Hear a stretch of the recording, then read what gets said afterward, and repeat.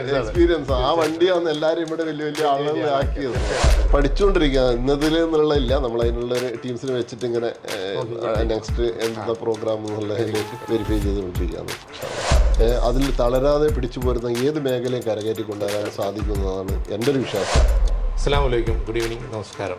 പടുത്തുയർത്തിയ business സാമ്രാജ്യത്തിൻ്റെ അമരത്തിരുതുകൊണ്ട് വിജയകഥകൾ ഒരുപാട് പറഞ്ഞു തന്ന അനേകായിരം ബിസിനസ് രംഗത്തെ പ്രമുഖരെ നമ്മൾ പരിചയപ്പെട്ടു. ഇന്നത്തെ വ്യക്തി ആരാണ് എന്നുള്ളത് നമുക്ക് വളരെയധികം ആകാംക്ഷയുണ്ട് അല്ലേ?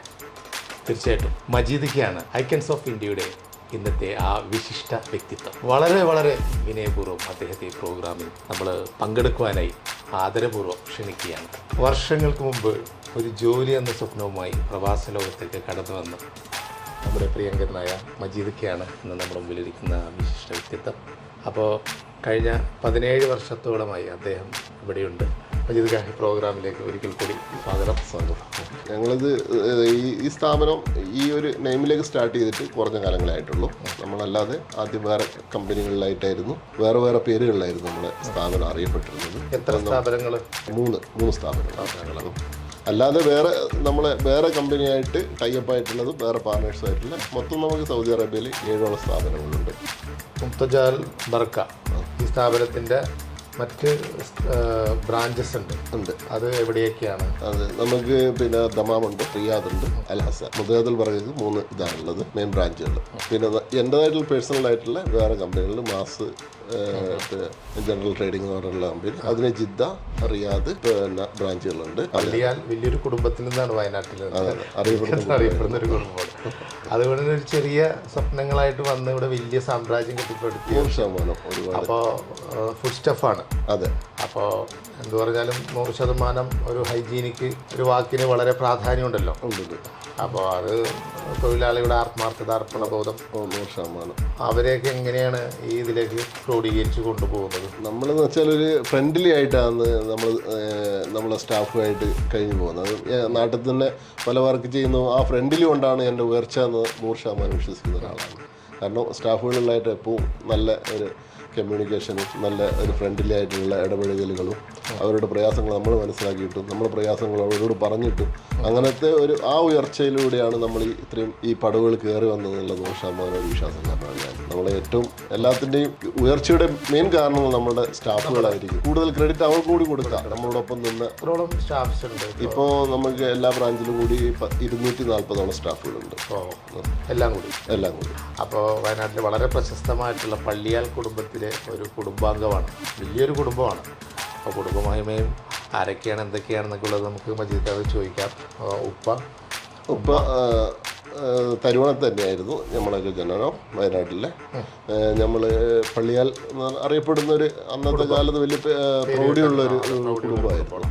അപ്പോൾ പള്ളിയാൽ ആലി എന്നാണ് ബാപ്പയുടെ പേര്. ബാപ്പ നമ്മുടെ ചെറുപ്പത്തിൽ എൻ്റെ ഒരു 10-15 വയസ്സുള്ള സമയത്ത് ബാപ്പ മരിച്ചു വന്നു. പിന്നെ ജ്യേഷ്ഠനായിരുന്നു നമ്മുടെ രക്ഷിതാവായിട്ടുണ്ടായിരുന്നത്. ഉമ്മ കുനിങ്ങാരത്ത് എന്ന് പറയും കുടുംബ പേര്. ആയിഷ ആണ് കുനിങ്ങാരത്ത്. ഉമ്മയുടെ പേര് ആയിഷ. അതും അറിയപ്പെടുന്ന ഒരു കുടുംബം തന്നെ. പിന്നെ സഹോദരങ്ങൾ മൊത്തം ഞങ്ങൾ 7 പേരാണ്. 4 സിസ്റ്റേഴ്സും 3 ഞാനടക്കം 3 പേര്.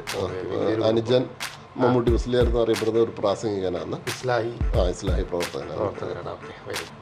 കുടുംബത്തെ കുറിച്ച് ഇങ്ങനെ പറഞ്ഞപ്പോൾ അതുപോലെ ഇപ്പോൾ അബുദാബിയിലാണ് ജോലി ചെയ്യുന്നത്. നാട്ടിൽ കണ്ടക്ടറായിട്ടായിരുന്നു വർക്ക് ചെയ്തത് KSRTC. ഈ 17 വർഷങ്ങൾക്ക് മുമ്പാണ് ഇവിടെ എത്തിയത്. അതെ. വന്നത് ഏട്ടൻ വഴിയാണ് വന്നത്. ആ സമയത്ത് മജീദൊക്കെ എന്ത് ജോലിയിലാണ്? ഒരു സ്വപ്നം, ഒരു മോഹം ഒക്കെ ഉണ്ടാവുമല്ലോ. ഇവിടെ വന്നത് വളരെ ബുദ്ധിമുട്ടിയിട്ടാണ്. അന്നൊരു SCTC എന്ന് പറഞ്ഞൊരു കമ്പനിയിൽ വർക്ക് ചെയ്തുകൊണ്ടിരിക്കുന്നത്, ഈ ബേക്കറി ഐറ്റംസ് എല്ലാം സെയിൽ ചെയ്യുന്ന. അപ്പോൾ ജ്യേഷ്ഠൻ ആ ദമാമിലൊക്കെ സാധനം ഇറക്കി വരുന്ന സമയത്ത് ജ്യേഷ്ഠൻ പല കടക്കാരുമായിട്ടുള്ള ബന്ധം വെച്ച് പല സാധനങ്ങളും അവിടെ നിന്ന് എത്തിച്ചു കൊടുക്കുക. അങ്ങനെ ഒരു കൺസെപ്റ്റിലായിരുന്നു ജ്യേഷ്ഠൻ ജോലി ചെയ്തുകൊണ്ടിരുന്നത്. അപ്പോൾ ജസ്റ്റ് എന്നോട് പറഞ്ഞു, പിന്നെ സൗദിയിൽ അൽ ഹസൻ തന്നെ. അപ്പോൾ ജസ്റ്റ് എന്നോട് പറഞ്ഞ് എങ്ങനെയാലും ഒരു 3000 ദിർഹംസ് അല്ല റിയാലൊക്കെ മാസം ഉണ്ടാക്കാൻ പറ്റുന്ന ജോലിയുണ്ട്, നീ വരുന്നുണ്ട്, വന്നോ, കുറച്ച് പൈസ ഒപ്പിച്ചാൽ മതി എന്നൊക്കെ പറഞ്ഞപ്പോൾ ഞാൻ ആ സമയത്ത് നാട്ടിൽ വലിയ കാര്യമായിട്ടുള്ള ജോലിയൊന്നും ചെയ്യാതിരിക്കുന്ന സമയം. അപ്പോൾ ആ പ്രേരണയിൽ ഇങ്ങോട്ട് കയറി വന്ന് കൈ മുതലായിട്ടുള്ള ഉണ്ടായിരുന്നത് ഒരു 3-3.5 ലക്ഷം ഇന്ത്യൻ മണി ഉണ്ടായിരുന്നു അന്ന്. ആ ക്യാഷ് ഇങ്ങോട്ടേക്ക് വലിച്ചിട്ടാണ് നമ്മൾ ഫസ്റ്റായിട്ട് വരുന്നത്. ഇവിടെ വന്ന് ഒരു ചെറിയ ഹൈയൂസിൻ്റെ വാൻ എടുത്ത് AC ഒന്നും ഇല്ലാത്തൊരു പഴയ വണ്ടി എടുത്ത് അതിൽ ഇങ്ങനെ ദമാമിന്ന് കുറച്ച് സാധനങ്ങൾ 100%. അതൊരു ഭയങ്കര എക്സ്പീരിയൻസ്. ആ വണ്ടിയാണ് എല്ലാവരും ഇവിടെ വലിയ വലിയ ആളുകളെ ആക്കിയത്. കാരണം ഒരുപാട് ആളുകളായിട്ടുള്ള കമ്മ്യൂണിക്കേഷൻ കാര്യങ്ങളൊക്കെ ചെയ്യാൻ കഴിയും, മാർക്കറ്റ് പഠിക്കാൻ കഴിയും. അങ്ങനെ ദൈവാനുഗ്രഹം കൊണ്ട് ആ കാര്യങ്ങൾ ഇങ്ങനെ ചെയ്തുകൊണ്ട് പോകുമ്പോൾ ജ്യേഷ്ഠൻ തന്നെ പിന്നെ അൽഹസയിൽ ഒരു ചെറിയൊരു സൂപ്പർ മാർക്കറ്റ് എടുത്തു. അപ്പോൾ അതിൽ നിന്ന് ചെറുങ്ങനെ പച്ച പിടിച്ച് ഈ അറിവും കൂടി ഈ വണ്ടി വാൻ സെയിൽ കാര്യങ്ങളെല്ലാം അറിവും കൂടി ഉപയോഗപ്പെടുത്തി പിന്നെ ബൾക്കായിട്ട് ഡൈന വണ്ടി വാങ്ങിച്ച് അവിടുത്തെ ദമാമിന്ന് റിയാദൊക്കെ സാധനം എടുത്ത് ഇവിടെ സപ്ലൈ കാര്യങ്ങളൊക്കെ തുടങ്ങി. അങ്ങനെ പതുക്കെയാണ് എന്താക്കി ഇതുപോലത്തെ ഒരു നല്ലൊരു ഹോൾസെയിൽ പ്രസ്ഥാനത്തിലേക്ക് മാറുന്നത്. അതൊരു 12 വർഷമായിട്ടേ ഉള്ളൂ ഈ ഹോൾസെയിൽ ഷോപ്പിലേക്ക് മാറാൻ തുടങ്ങിയിട്ട്. പിന്നെ ദൈവാനുഗ്രഹം കൊണ്ട് അപ്പോൾ നല്ല പരിചയസമ്പന്നമായ നാട്ടിലുള്ള പിള്ളേരെയൊക്കെ കൊണ്ടുവന്ന് അവരുടെ കൊടുക്കും നമ്മളുടെ അഡ്വൈസും എല്ലാം ആയിട്ട് നല്ല ഉയർച്ചയിലേക്ക് വന്നതാണ്. അതെ, എല്ലാ മേഖലകളും വളരെ നന്നായിരിക്കണമല്ലോ. പിന്നെ സമയബന്ധിതമായിട്ട് തന്നെ ഇത് മുന്നോട്ട് കൊണ്ടുപോകണം. അതെ. അപ്പം നിങ്ങളുടെ പ്രത്യേകതകൾ എന്തൊക്കെയാണ്? ഇപ്പോൾ ഹോൾസെയിൽ ആൻഡ് റീറ്റെയിൽസ് ഉണ്ട്. ഞങ്ങൾ പരമാവധി നല്ല കസ്റ്റമറുമായിട്ട് നല്ല ഡീലിംഗ് ആണ് നടക്കുന്നത്. നിങ്ങളുടേതായ ഓൺ പ്രോഡക്ട്സ് ഒന്നും നമുക്കിപ്പോൾ ഇല്ല. നമ്മൾ മാർക്കറ്റ് കമ്പനികൾ നല്ല ബൾക്കായിട്ട് എടുക്കുക, പിന്നെ ചിലപ്പോൾ പുറത്തുനിന്നൊക്കെ ഇമ്പോർട്ടൻറ്റ് ചെയ്യുന്നുണ്ട്. അങ്ങനെയൊക്കെയാണ്. കസ്റ്റമേഴ്സ് ഒരുപാടുണ്ട്. അല്ലാതെ ഇത്രയും സ്റ്റാഫുകളെ വെച്ചിട്ട് കാര്യങ്ങൾ കൂടിക്കാനില്ല. മാന്യമായിട്ടുള്ളൊരു കൈവയ്ക്കുന്നുണ്ട് നമ്മൾ. കോസ്മെറ്റിക്കും പിന്നെ ഫുഡ് ഐറ്റംസ്, പിന്നെ ഡ്രിങ്ക് ഐറ്റംസ്, അങ്ങനെ എല്ലാ മേലെ ബ്യൂറേജ് ഐറ്റംസ് എല്ലാം ആയിട്ട് വന്നത്. ഇത് പെട്ടത് ഈ മേഖലയിലാണ്. ആദ്യം ഈ വാൻ സെയിലൊക്കെ ഒരു ബുദ്ധിമുട്ടുകൾ ഉണ്ടായിരുന്നല്ലോ. അതെ, പിന്നെ ഈ മേഖലയാണ് നമ്മളെ കൈക്ക് ഒതുങ്ങിയത് അന്നത്തെ കാലത്ത്. പിന്നെ ഇതുമായിട്ട് തന്നെ മുന്നോട്ട് പോയി. ഈ മേഖല ഭയങ്കര കോമ്പറ്റീഷൻ ആയതുകൊണ്ട് ഇതിൽ നിന്നൊരു മാറ്റം വരണമെന്ന് ആഗ്രഹിക്കുന്നുണ്ട്. ഇൻഷാ അല്ലാഹ് വേറെ മേഖലകളിലേക്ക് നമ്മളിങ്ങനെ പഠിച്ചുകൊണ്ടിരിക്കുകയാണ്. ഗവൺമെന്റ് എത്രത്തോളം നിങ്ങളെ ഈ ഒരു ബിസിനസ്സിൽ സപ്പോർട്ട് ചെയ്യുന്നുണ്ട്? ഗവൺമെന്റ് ഭാഗത്തുനിന്ന് നമുക്ക് നല്ല സപ്പോർട്ട് തന്നെയാണല്ലോ. ഇപ്പോൾ നമ്മളെ സ്വന്തം നമ്മളെ പേര് തന്നെ ബിസിനസ് ചെയ്യാനുള്ള കാര്യങ്ങളും അങ്ങനെ എല്ലാ സപ്പോർട്ടും നമുക്ക് തന്നപ്പോൾ നമുക്ക് നല്ല ടെൻഷൻ ഒഴിവായി കിട്ടിയല്ലോ. ആദ്യമൊക്കെ പല കഫിൽമാരുടെ പേരിലല്ലായിരുന്നു നമ്മുടെ സ്ഥാപനങ്ങളെല്ലാം. ഇപ്പം നമ്മളതായിട്ടുള്ള സ്വന്തം സീജനും കാര്യങ്ങളൊക്കെ വെച്ച് നമ്മളതായിട്ടുള്ള ഇൻവെസ്റ്റ് ആക്കിയിട്ട് അതിന് മാന്യമായിട്ടുള്ള ലാഭം സർക്കാരിലേക്ക് കൊടുത്തുകൊണ്ട് അത് വൃത്തി കൊണ്ടുകഴിഞ്ഞാൽ എപ്പോഴും നല്ല സപ്പോർട്ടീവായിട്ട് തന്നെയാണ് നമുക്ക് തോന്നുന്നത്. ഫ്യൂച്ചർ പ്ലാൻസ് എന്തൊക്കെയാണ്? എന്തെങ്കിലും വേറെ പുതിയ മേഖല അങ്ങനെ പഠിച്ചുകൊണ്ടിരിക്കുക. ഇന്നതിൽ എന്നുള്ള ഇല്ല, നമ്മൾ അതിനുള്ള ഒരു ടീംസിനെ വെച്ചിട്ട് ഇങ്ങനെ നെക്സ്റ്റ് എന്താ പ്രോഗ്രാം എന്നുള്ളതിലേക്ക് വെരിഫൈ ചെയ്തുകൊണ്ടിരിക്കുകയാണ്. വൈഫ് 3 കുട്ടികളാണുള്ളത്. 2 പേരെ കല്യാണം കഴിഞ്ഞ്. മോൻ്റെ പേര് മുഹമ്മദ് ഷബീബ്, മോളെ പേര് ഷാനിബ, മൂത്ത മോളെ പേര് ഷഹനാസ്.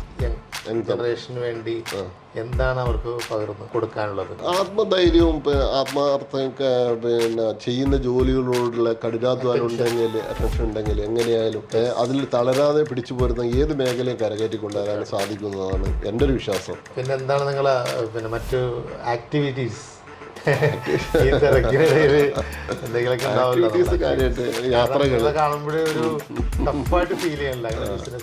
നമ്മള് യാത്രകൾ എപ്പോഴും കൂടുതൽ ഇഷ്ടപ്പെടുന്ന ആളാണ്. ഫാമിലിയിലായിട്ട് ഇങ്ങനെ പല രാജ്യങ്ങൾ ഇങ്ങനെ യാത്രകൾ. നമുക്കറിയാലോ, ഇപ്പോൾ ഒരുപാട് പേര് ജോലി ആയിട്ട് വരുന്നു, ബിസിനസ് ചെയ്യുന്നു. ഈ മേഖലയൊക്കെ നമ്മൾ മുന്നോട്ട് കൊണ്ടുപോകുമ്പോൾ, ഇത്രയും വലിയ ബിസിനസ്സൊക്കെ മുന്നോട്ട് കൊണ്ടുപോകുമ്പോൾ ഒരു ഹൈ റിസ്ക്കാണ്. ഒരുപാട് കോമ്പറ്റീറ്റേഴ്സ് വരും. പിന്നെ അപ്പോൾ അതൊക്കെ എങ്ങനെയാണ് ഇതൊക്കെ കാണുന്നത്? കോമ്പറ്റീറ്റേഴ്സ് വരുമ്പോഴും നിങ്ങളേതായ ബിസിനസ് മുന്നോട്ട് കൊണ്ടുപോകുന്ന ആ ഒരു ട്രിക്ക് എങ്ങനെയാണ്? നല്ല മാനേജ്മെൻറ്റാണ് നമ്മളെ സ്റ്റാഫുകളൊക്കെ. നമ്മളെ എല്ലാ പർച്ചേസ് മാനേജർ ആയിക്കോട്ടെ, അല്ലെങ്കിൽ അങ്ങനെ അവരുടെ ആത്മാർത്ഥമായിട്ടുള്ള പരിശ്രമമാണ് ഇത്. ഈ കോമ്പറ്റീഷൻ്റെ അകത്തുനിന്ന് നമുക്ക് പിടിച്ചു നിൽക്കാൻ പാകത്തിനുള്ളിലേക്ക് കാര്യങ്ങൾ അവരെത്തിച്ചേരുന്നത്. അവർ അത്രയും റീച്ചായിട്ട് പർച്ചേസ് ശ്രദ്ധിക്കുക, മാർക്കറ്റ് അവൈലബിലിറ്റി നോക്കിയിട്ട് സാധനങ്ങൾ കണ്ടെത്തുക. അങ്ങനെ കസ്റ്റമേഴ്സ് ഇല്ല എന്നുള്ള സാധനം നോ സ്റ്റോക്ക് ഒന്നും ഇല്ലാത്ത രീതിയിൽ നമ്മൾ അത്രയും ഇവരെ ആത്മാർത്ഥമായിട്ടുള്ള സേവനം കൊണ്ടാണ് നമ്മുടെ സ്ഥാപനങ്ങളിൽ ഡ്യൂട്ടി ടൈം കാര്യങ്ങൾ. ഡ്യൂട്ടിയൊന്നും ആരും അങ്ങനെ ഒരു കൃത്യനിഷ്ഠ അലസത അങ്ങനത്തെ ഒന്നും ഓരോ മേഖലകളിലും ഓരോ ആളുകളാണ് അതിൻ്റെതായിട്ടുള്ള ആൾക്കാർ അത് ഓരോരുത്തർ മാനേജ്മെൻറ്റ് ചെയ്യുന്നത് കൊണ്ട് നമുക്കെന്ത് ഇത് വലിയ ബുദ്ധിമുട്ട് അവൈലബിലിറ്റികളൊന്നും കുറവില്ലാതെ നല്ലതെല്ലാം തരണം ചെയ്തു തരണം ചെയ്ത് പോകുന്നു. അതാണ് നിങ്ങളുടെ വിജയം. അതെ അതെ, എല്ലാ വിജയങ്ങളും നേരുകയാണ്. പിന്നെ എല്ലാവർക്കും നല്ലത് വരട്ടെ, കുടുംബത്തിന് പ്രത്യേകിച്ച് നല്ലത് വരട്ടെ, നന്മ വരട്ടെ എന്ന് ആത്മാർത്ഥമായി പ്രാർത്ഥിക്കുന്നു. പുതിയ ഒരു എപ്പിസോഡുമായി നമുക്ക് വീണ്ടും കാണാം.